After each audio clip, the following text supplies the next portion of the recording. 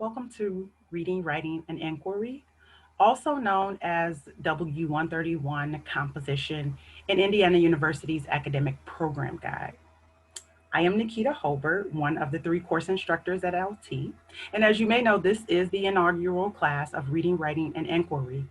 And I am beyond excited to be on this journey with your students.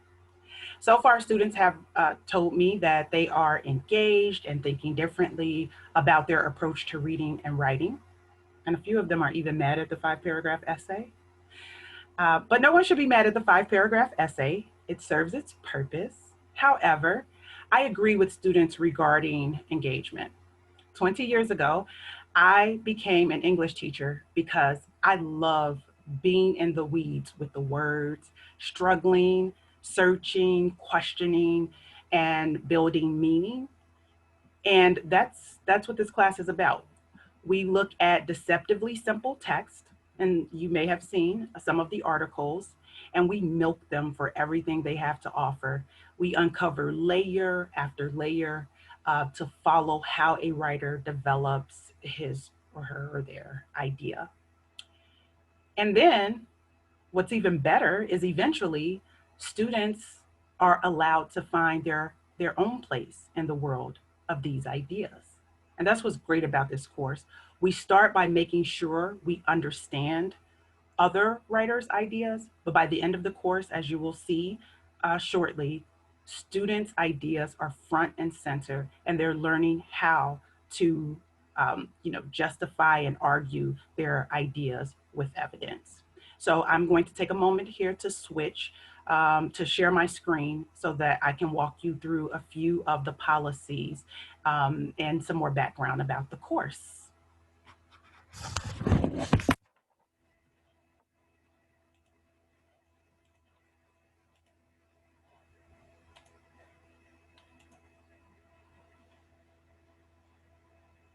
I will come back to my contact information at the end, but again, this is W131 composition, reading, writing, and inquiry, the dual credit class through our partner, Indiana University.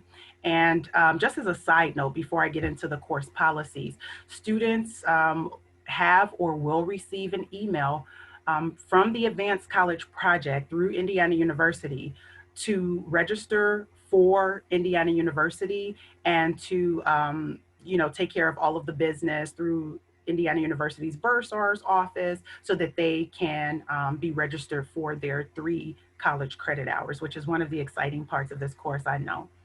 I prefer to be reached by email. Again, I'll come back to that at the end. So first, I want to talk a little bit about the course goals.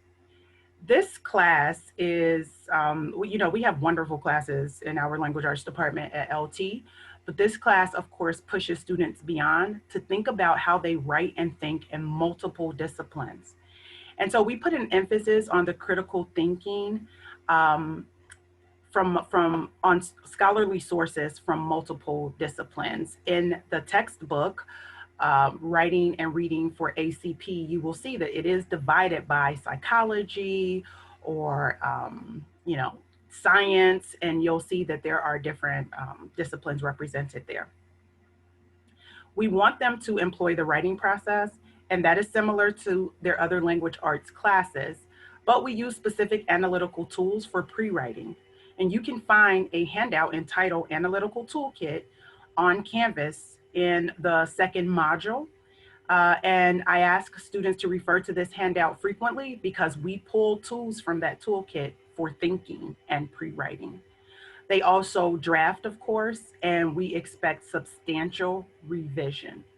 So this means revision beyond proofreading and editing.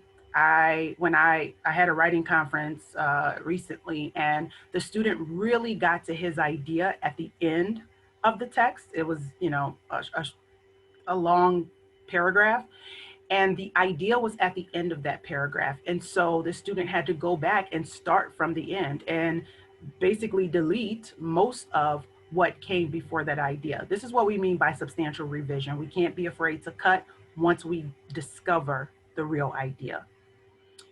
They are going to use written and visual texts and think about them critically.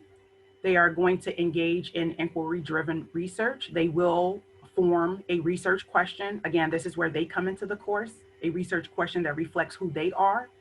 And this will be used for their final paper. They'll develop a focus and what we call evolving thesis and link it to evidence. And of course, we'll look at genre conventions and utilization of proper grammar and structure.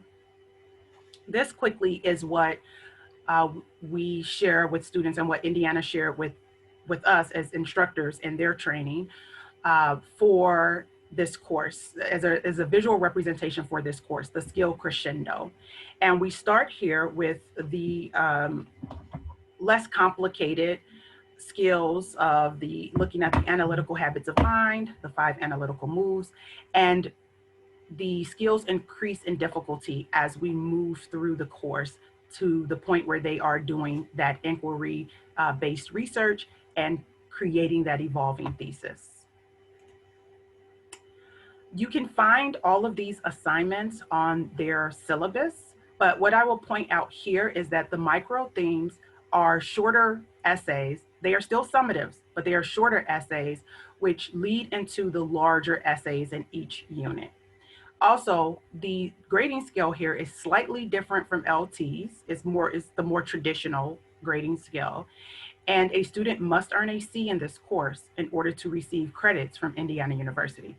As long as they pass, they will have their graduation requirement for LT, but they must earn a C in order to receive credits from IU. A few other differences are the attendance policy and late policy. In this course, students are penalized for those things. We understand that these are unusual times, so we just want to keep the lines of communication open. We are not trying to add stress or penalize students unnecessarily. So just please talk to us if there are, circumstances that about which I need to be informed. Um, and the other big thing is that students are not allowed to revise after the due date. We spend time on focused revision before the due date so that students engage in that substantial revision, but after the summative is due, they cannot revise.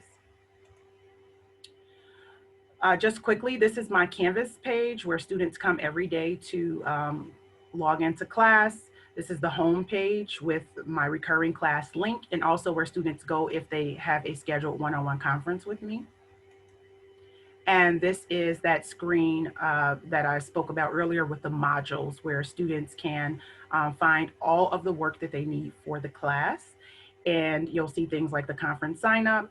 And I tend to put both a PDF and a Google link for each document, just so students have access in multiple ways. So thank you so much for spending some time with me today. I hope we get to talk in person soon.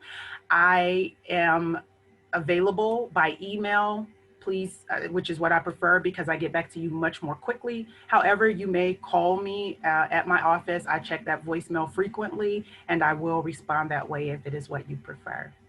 Thank you so much.